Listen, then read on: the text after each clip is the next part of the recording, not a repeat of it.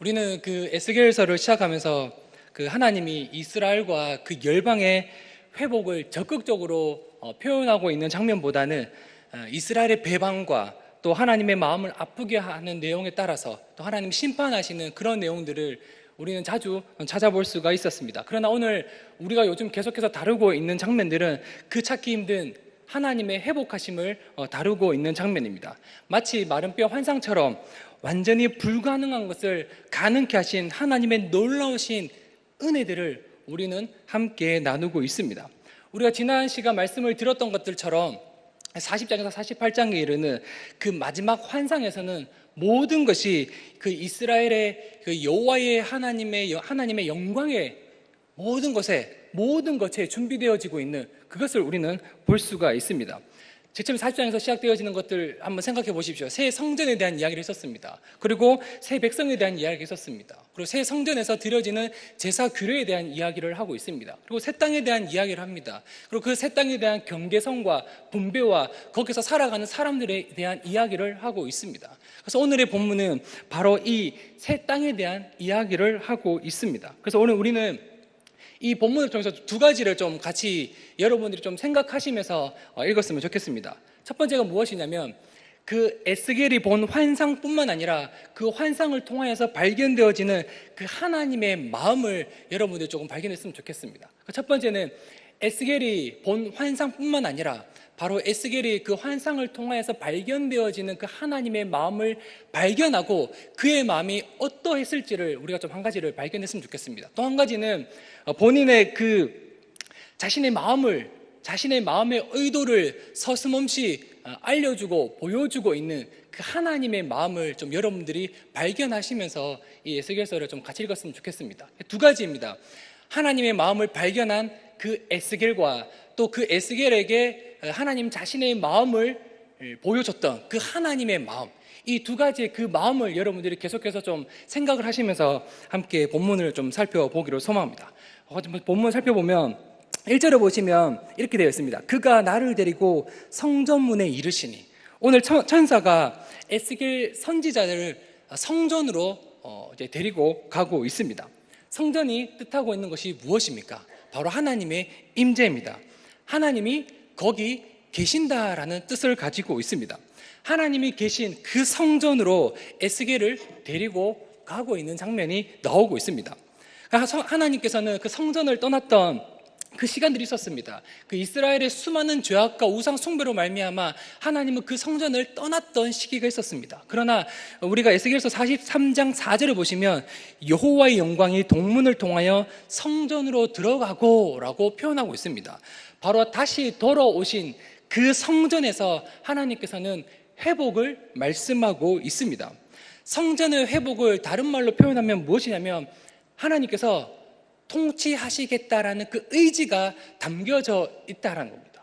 성전의 회복은 곧 하나님께서 통치하시겠다라는 그 의지가 바로 성전의 회복의 다른 말로 이해할 수가 있습니다. 바로 영광스러운 이 왕의 귀환으로 말미암아 모든 것이 살아나게 되는 시작점이 된다라는 겁니다. 결국 살아나게 되는 그 시작점은 다름이 아니라 바로 성전의 회복, 바로 하나님이 통치하시는 그 통치로부터 시작된다라는 것을 여러분은 반드시 이해를 하셔야 합니다. 1절 중간절에 보시면 성전의 앞면이 동쪽을 향하였고 그 성전의 문지방 밑에서 물이 이제 흘러나오기 시작합니다. 그 물은 동쪽으로 흐르다가 성전 오른쪽 제단 남쪽으로 흘러내려갑니다. 그런데 그 물이 좀 이상합니다. 성전 문지방에서 시작되어지는 그 물이 흘러나오더니 점점 많아지는 그 물을 천사가 측량하고 에스겔로 하여금 그 물을 건너게 하여 수심을 잴 수 있도록 명령하고 있습니다. 처음에는 어땠습니까? 1천측 한 500m 정도가 되겠습니다. 500m 정도 이동한 후에 에스겔에게 건너가게 해서 재어보니 물이 어느 정도까지 왔습니까? 발목까지 왔습니다. 처음 발목을 표현하는 이 높이의 물은 뭐 많은 물이 흘렀다라거나 아니면 뭔가 엄청난 일이 일어났다라는 뜻을 그렇게 이야기하고 있지는 않습니다. 그러나 다시 1천척을 측량하고 에스겔에게 물을 건너서 재어보게 하니 그 발목이었던 그 물이 어디까지 차올랐습니까? 바로 무릎까지 차오르는 변화가 일어났습니다. 그리고 또다시 일천척을 측량하고 건너가게 해서 수심을 재어보니 그 발목이었던 물이 무릎까지 왔고, 무릎까지 왔던 그 물이 어디까지 올라옵니까? 바로 허리까지 올라올 만큼 많은 물의 양으로 변화되었다라는 것을 우리는 알 수가 있습니다. 또다시 일천측을 측량하고 그 에스겔에게 건너가서 그 수심을 재어보게 합니다. 허리까지 차올랐던 그 물이 변화되어서 어떻게 되었습니까? 더 이상 에스겔이 건널 수 없는 그런 많은 양의 강으로 변화되었습니다. 그래서 5절에서는 이렇게 표현하고 있습니다. 그 물이 가득하여 헤엄칠 만한 물이요 사람이 능히 건너지 못할 강이더라 라고 오늘 성경은 기록하고 있습니다.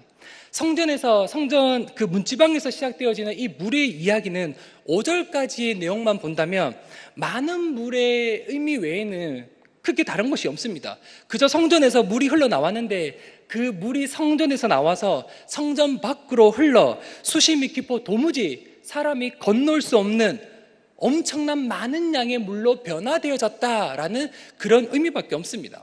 신기하잖아요. 보통 물을 쏟아붓게 되어지면 부어지는 그 순간에 가장 많은 물이 있고 갈수록 그 물은 줄어들 수밖에 없습니다. 그러나 오늘 지금 5절까지의 내용을 보시면 처음 시작하는 그 물의 양은 발목이었습니다. 발목에서 무릎으로, 무릎에서 허리로, 허리에서 도무지 건너갈 수 없는 강, 엄청나게 많은 물로 변화되어졌다. 이 또한 엄청나게 신기한 일입니다. 그러나 더 이상 뭔가 거기에 대한 다른 의미는 없습니다. 그러나 그 물이 의미를 가지게 되는 것은 바로 그 다음 구절에서부터 시작되어지고 있습니다. 6절에 보시면 하나님은 그 에스겔로 하여금 물이 불어 많아진 그 강가로 다시 부릅니다. 그리고 네가 이것을 보았느냐 말씀하시며 앞으로 이어지는 그 물의 변화량이 어떤 영향을 끼치게 될지를 예고하고 있습니다. 에스겔에게 네가 이것을 보았느냐라는 그 질문과 함께 나를 인도하여 강가로 돌아가게 하시기로 라는 이 표현을 통해서 아마도 지금 에스겔은 그 흘렀던 그 강 주변, 그 강을 떠나서 그 주변으로 돌아다니다가 다시 돌아온 것을 우리는 이해할 수 있습니다. 그래서 여기서 보았느냐라는 것은 단순히 많아진 물을 네가 보았느냐라는 뜻보다는 그 물이 흘러간 그 주변, 바로 유다 강약 그 사막과 그 사해바다 근처에 황폐해져 있는 그 땅을 네가 보았느냐라고 이해를 하셔야 됩니다. 하나님은 그 물이 흘러간 곳과 또 많은 물의 변화로 말미암아 앞으로 변화되어지게 되어질 그것, 그러니까 그 전과 후가 어떻게 다른지, 얼마나 다른지 네가 이것을 보았느냐라고 재차 질문을 하고 있는 겁니다. 하나님께서는 그 주변이 그만큼 죽어있고 더 이상 뭔가 생명이 살아갈 수 없는 황폐해져 있는 그 땅을 네가 보았느냐라고 말하면서 앞으로 그 물로 말미암아 변화되어지게 될 그 변화를 그 에스겔에게 확실하게 알려주고자 하는 의도가 담겨져 있습니다. 물이 흘러가기 전과 후가 어떤지 명확하게 이 에스겔에게 보여주고자 하는 의도가 있다는 겁니다. 그래서 이 질문에는 의도가 있습니다. 앞으로 보게 될 것들의 그 목적이 무엇인지, 그리고 그 원인이 어디에 있는지, 어디서부터 시작되어졌는지, 이것을 이 천사는 이 에스겔에게 명확하게 하고자 그렇게 질문을 했던 겁니다. 그리고 이후에 살아나게 되는 수많은 것들이 무엇으로부터 살아나게 되고 또 그것은 어디에서부터 시작되어졌는지 알리고자 하는 그 의도가 여기 담겨져 있습니다. 그리고 그 변화가, 그 결과가 어떤 변화를 가지고 오는지도 이 에스겔에게 계속해서 알려주고자 하는 겁니다. 우리 역시 단순히 좀 이 본문을 계속해서 읽을 때에 그 물이 지나간 자리가 살아났더라 라는 것만 보면 안 된다는 겁니다. 그 물이 어떻게 생겨났고 그 물이 어디에서부터 시작되어졌는지 이것을 기억을 하시면서 우리가 읽어가야 합니다. 어쨌든 그런 주변을 돌아보고 이 에스겔이 그 흘러온 그 강가 주변에 황폐해져 있는 그 땅을 둘러보고 다시 돌아오게 됩니다. 강가 주변으로 다시 돌아오게 됩니다. 돌아오게 된 그 에스겔의 또다시 하나의 장면을 보게 됩니다. 그게 무엇입니까? 7절에 보시면 이렇게 표현합니다. 내가 돌아오니 강 좌우편에 나무가 심이 많더라. 이전에 보지 못한 그 나무가 강 좌우편에 있음을 놀라고 있는 에스겔입니다. 이미 흐르는 물을 따라서 그곳을 지나왔기 때문에 그곳이 어떠한지를 누구보다도 에스겔은 너무나 잘 알고 있었습니다. 이 죽어있는 땅, 살아가기 불가능한 땅, 사람이 살기에는 도무지 황폐해져서 살아가기 힘든 그 땅을 에스겔은 보았단 말입니다. 근데 다시 돌아왔는데 에스겔의 눈에 띈 게 뭐냐면 바로 그 강가 주변으로 해서 심이 많은 나무가 있다라는 것을 발견하게 된 겁니다. 그것이 자라난 건지 심겨진 건지 그게 중요한 게 아니라 분명 좀 전까지 없었던 그곳에 심이 많은 나무가 거기에 있다라는 사실입니다. 그래서 에스겔은 그 사실을 보고 깜짝 놀라게 됩니다. 도무지 자라날 수가 없고 있다 하더라도 금세 말라 죽을 수밖에 없는 그런 황폐한 그곳에서 갑작스럽게 자라났다는 것은 무엇을 의미하고 있습니까? 죽었던 나무가 다시 살아났다. 없었던 그 나무가 심이 많아졌다. 이 말은 앞으로 그 주변으로 해서 더 많은 것들이 살 수 있다라는 의미가 여기 담겨져 있습니다. 앞으로 이 주변으로 해서 더 많은 것들이 살아날 수 있겠구나라는 희망을 볼 수가 있다라는 거예요. 결국 성전 문지방에서부터 흐르는 그 물은 8절에서 보시면 동쪽으로 향하여 흘러 아라바로 내려가서 사해 바다에 이르게 되고 그 흘러온 물로 그 사해 바다의 물이 되살아나는 엄청난 결과를 가져옵니다. 여기서는 그 바다 자체가 죽었다라는 의미가 아닙니다.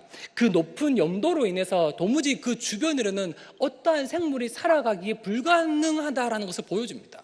그 높은 염도로 인해서 나무가 자랄 수 없고 물고기가 살 수 없는 그 황폐해져 있는 그 상황을 알려주고 있습니다. 그런 상황에서 그런 주변에 심이 많은 나무가 살아났다는 것은 놀라운 사건일 수밖에 없습니다.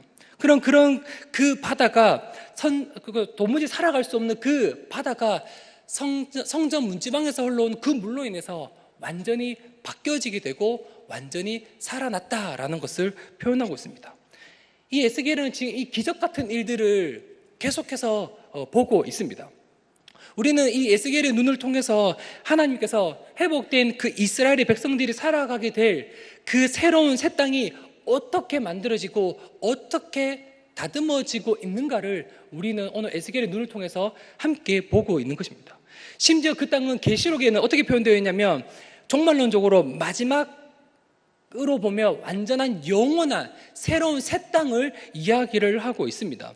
단순히 바벨론 포로에서 돌아와서 그 이스라엘 백성들이 살아가게 될 그 땅만을 이야기하고 있는 것이 아니라 바로 마지막 날에 종말론적으로 완전히 회복되어질 하나님의 나라, 하나님의 새로운 땅을 이 장면은 표현하고 있다라는 겁니다.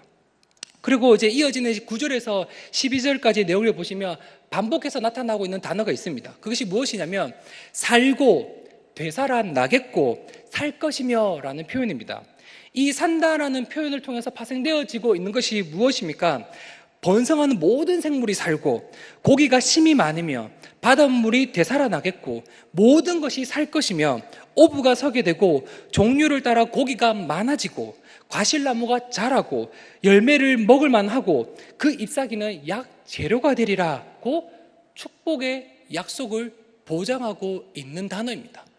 이 산다라는 표현 안에는 단순히 바다만이 산다라는 것이 아니라 그 지나간 그 주변만을 산다는 것이 아니라 바로 모든 것이 살아나게 될 것을 선포하고 있다라는 겁니다. 이렇게 산다라는 표현을 하게 된 원인이 무엇이었습니까? 바로 성전 그 문지방에서부터 흘러온 그 물이었습니다. 근데 자세히 들여다보면 제가 좀 전에 말씀드린 것처럼 단순히 그 물이 흘러온 그곳과 또 물이 결국 많은 물이 되어서 강이 되어져서 흘러간 그 사해 바다만 되살아난다라는 것을 말씀하고 있는 것이 아니라 바로 모든 것이 살아난다. 생물과 땅과 사람이 모든 것들이 살아나게 될 것이다 라고 오늘 성경은 우리에게 선포하고 있습니다. 완전한 새 땅으로의 변화를 말씀하고 있습니다. 이런 이전의 것들을 뛰어넘는 완전히 회복되어진 완전한 새로운 땅이 될 것을 우리에게 보여주고 있습니다.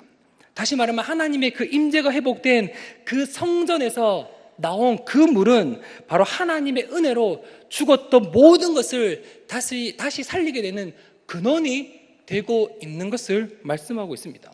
제가 성전의 또 다른 표현이 무엇이라고 말씀을 드렸습니까? 기억하십니까? 성전의 회복의 또 다른 표현은 바로 하나님께서 통치하시겠다라는 의지라는 겁니다. 성전의 회복은 곧 하나님이 통치하시겠다라는 그 의지가 담겨져 있습니다. 하나님이 통치하시는 그 땅, 하나님이 통치하시는 그 새로운 땅은 어떠한 땅이겠습니까? 불완전한 것이 있겠습니까? 아니에요. 결국 그럴 수 없습니다. 바로 하나님이 통치하시는 그 땅은 새로울 수밖에 없고 완전할 수밖에 없고 완전한 새로운 땅이 될 수밖에 없음을 보여주고 있습니다.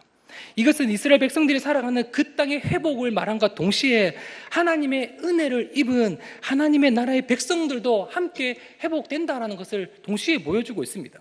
하나님의 나라의 백성들의 그 정체성이 회복되어졌다는 겁니다.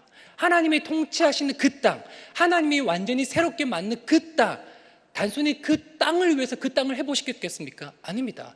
그 땅에 살아갈 새로운 하나님의 백성을 위해서 그 땅을 하나님은 완전히 새로운 것으로 만들었다는 겁니다.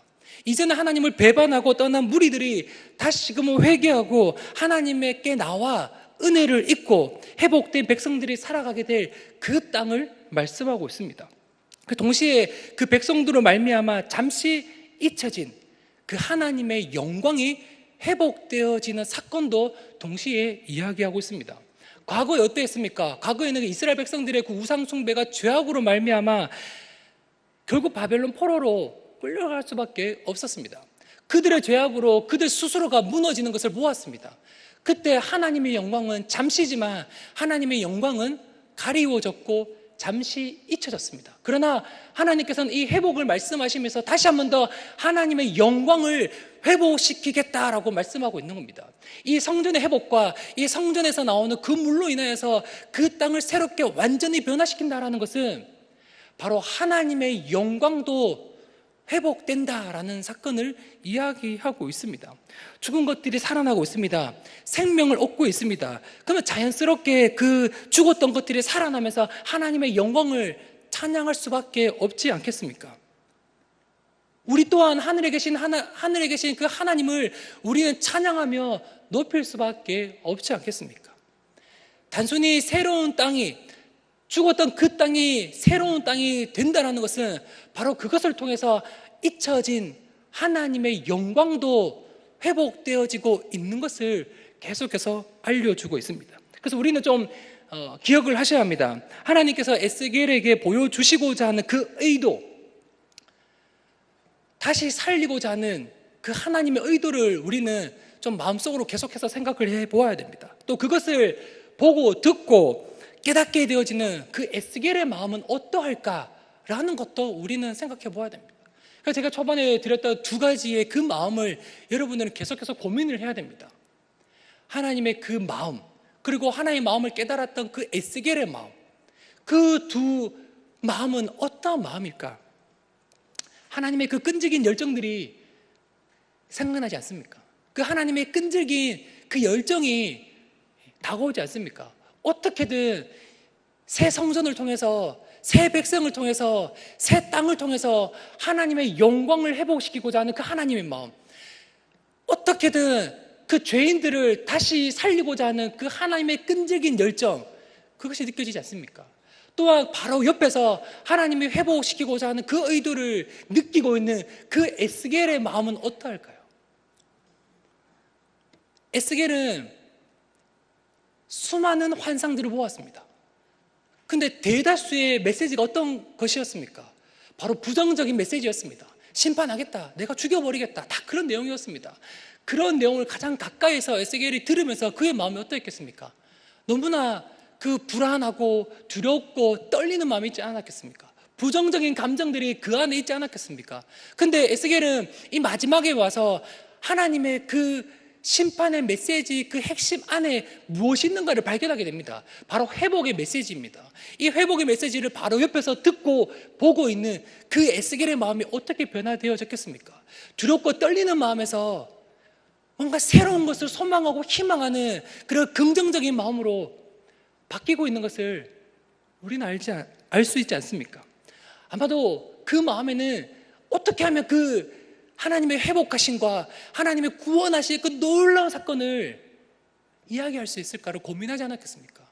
지금 어떠한 상황입니까? 포로 중 아닙니까? 고통 중에 있는 때 아닙니까? 그런 중에 하나님이 이 에스겔을 통해서 회복의 메시지를 계속해서 전하고 있다는 겁니다. 단순히 바벨론 포로에서 돌아올 것만 이야기하는 것이 아니라 완전한 새로운 회복을 이야기하고 있습니다. 아마도 그 에스겔은 엄청난 흥분에 그 도가니에 빠져서 아마도 하나님 바로 곁에서 기뻐하며 즐거워하는 그 마음이 있었을 겁니다. 그래서 우리가 그 마음을 좀 이해하고 좀 더 그 마음을 가깝게 다가가서 그 마음으로 오늘 성경을 좀 계속해서 살펴보기를 소망합니다. 그리고 이어지는 구절을 보십시오. 13절에서 20절의 내용은 그 회복된 땅을 12지파에게 나누고 있는 장면이 나오고 있습니다. 여기서 우리가 기억해야 될 것은 공평하게 나누어 기업을 삼게 한다라는 겁니다. 그리고 이어지는 21절에서 23절에 보시면 제가 한번 읽어드리겠습니다. 이렇게 표현되고 있습니다. 그런즉 너희가 이스라엘 모든 지파대로 이 땅을 나누어 차지하라. 너희는 이 땅을 나누되 제비 뽑아 너희와 너희 가운데에 머물러 사는 타국인 곧 너희 가운데에 자녀를 낳은 자의 기업이 되게 할지니 너희는 그 타국인을 본토에서 난 이스라엘 족속같이 여기고 그들도 이스라엘 지파 중에서 너희와 함께 기업을 얻게 하되 타국인이 머물러 사는 그 지파에서 그 기업을 줄지니라. 주 여호와의 말씀이니라.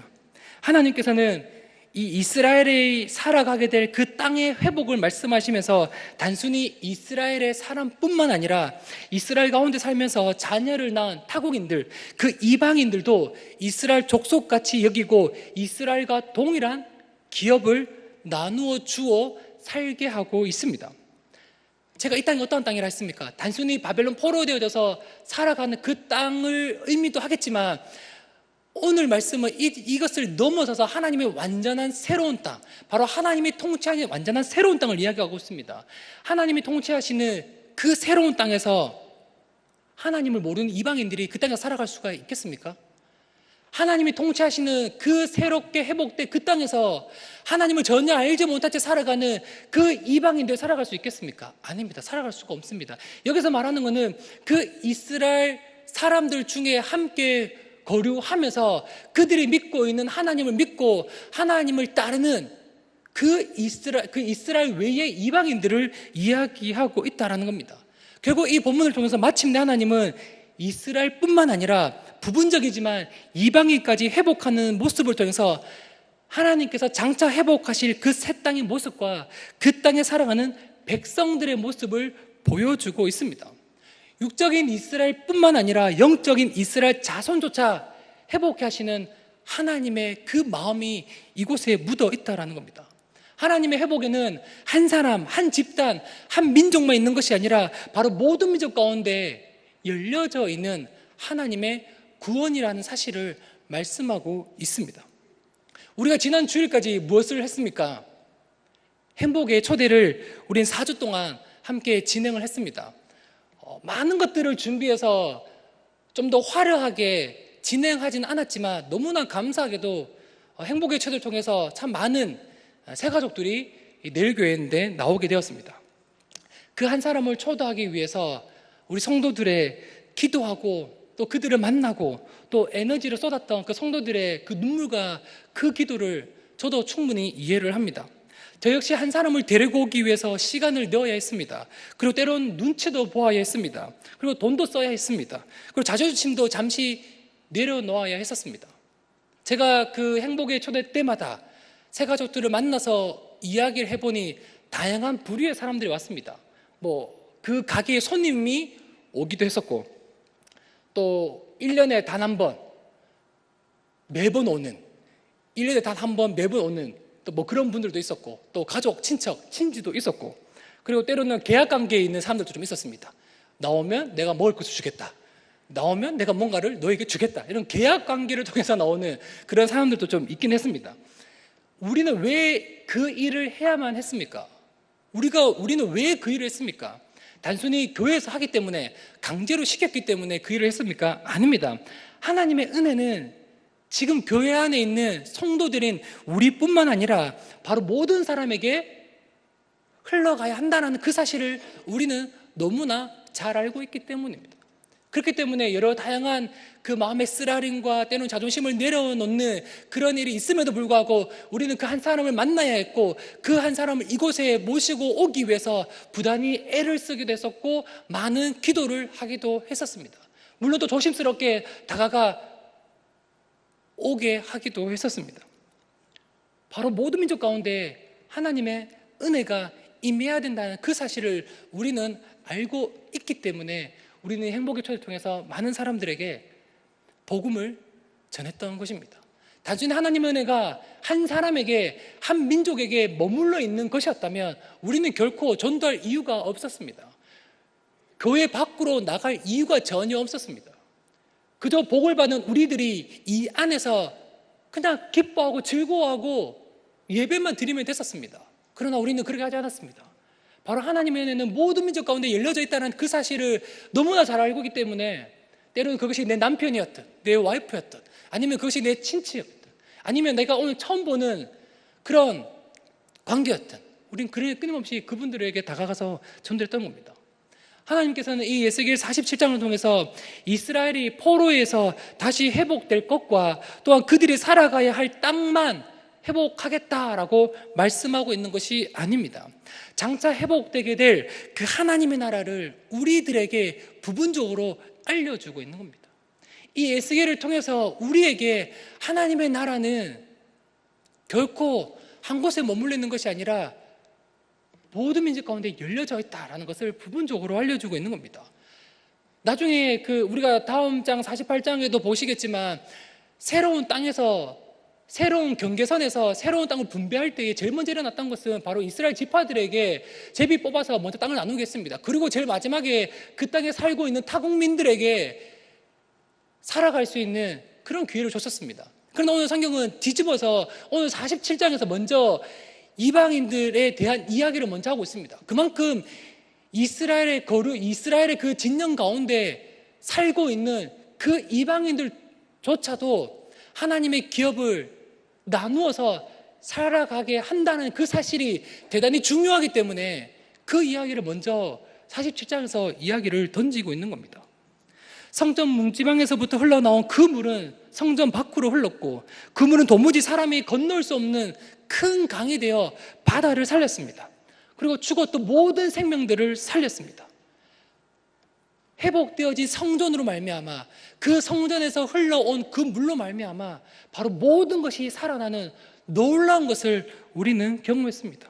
그리고 그 땅에서 살아가고 있는, 그 땅에서 자녀를 낳고 살아가고 있는 그 이방인들에게도 기업을 나누어 주어 살게 하는 것도 보았습니다.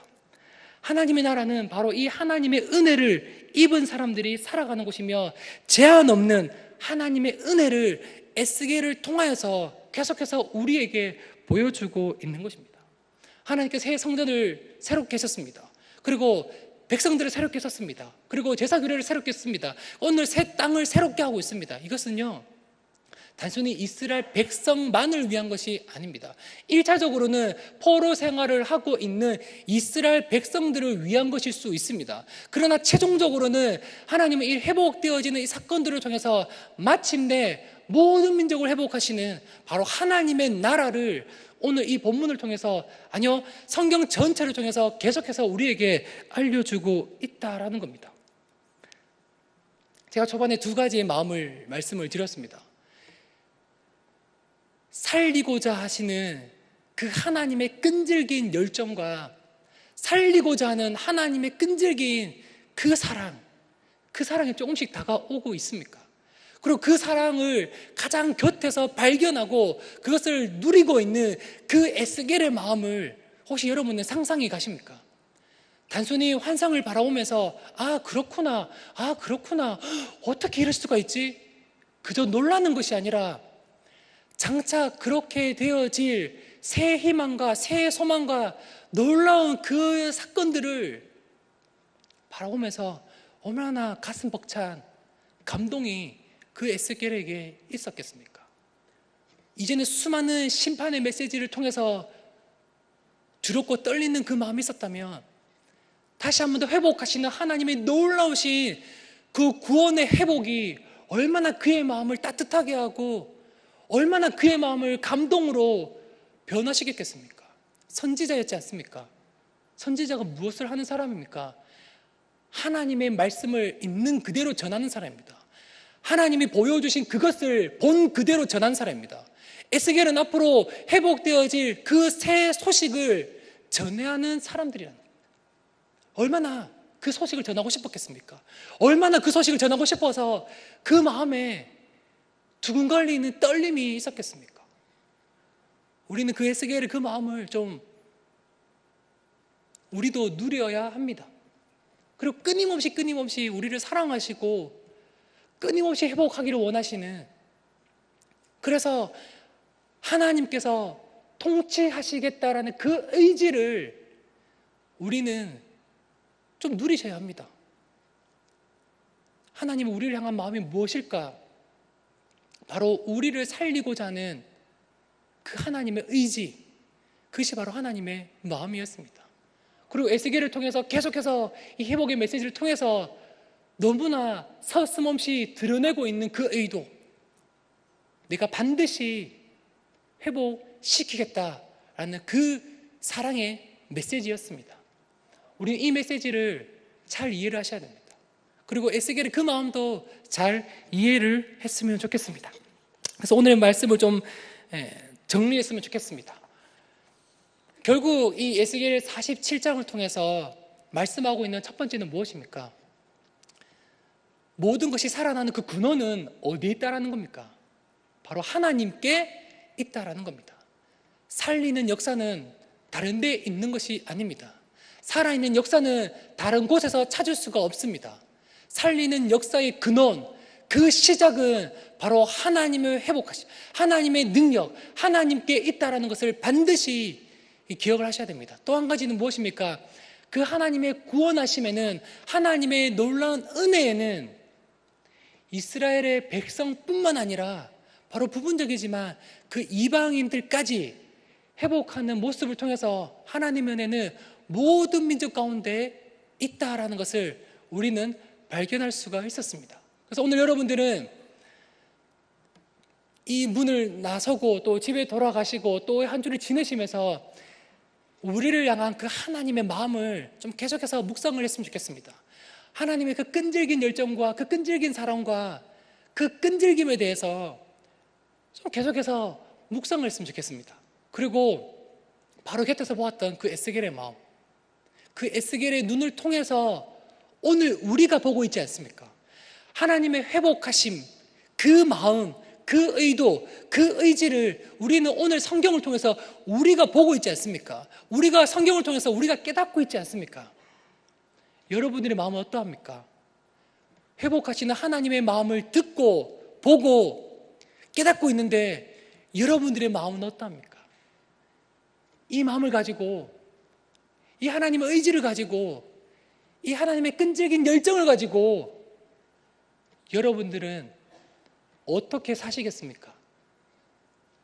그 마음을 가지고 그 하나님의 열정이 오늘 나의 열정이 되고, 그 하나님의 의지가 오늘 나의 의지가 되어져서 그 성전 문지방에서 흘러오는 그 물이 흘러온 모든 것을 살게 했던 것처럼, 그 물뿐만 아니라 그것을 지나갔던 주변의 모든 것들을 살게 했던 것처럼, 도무지 살아갈 수 없는 그 땅을 새롭게 했던 그 하나님의 놀라우심을 깨달으시면서 불가능한 것이 아니라 그 하나님의 의지로 모든 민족이 다시가 한번 회복되어지는, 마침내 하나님이 꿈꾸시고 소망하시는 모든 민족이 하나님을 예배하고 춤추는 세대가 되는, 그것을 꿈꾸며 함께 소망하며 함께 기도하는 우리 모든 내일의 성도가 되기를 소망합니다.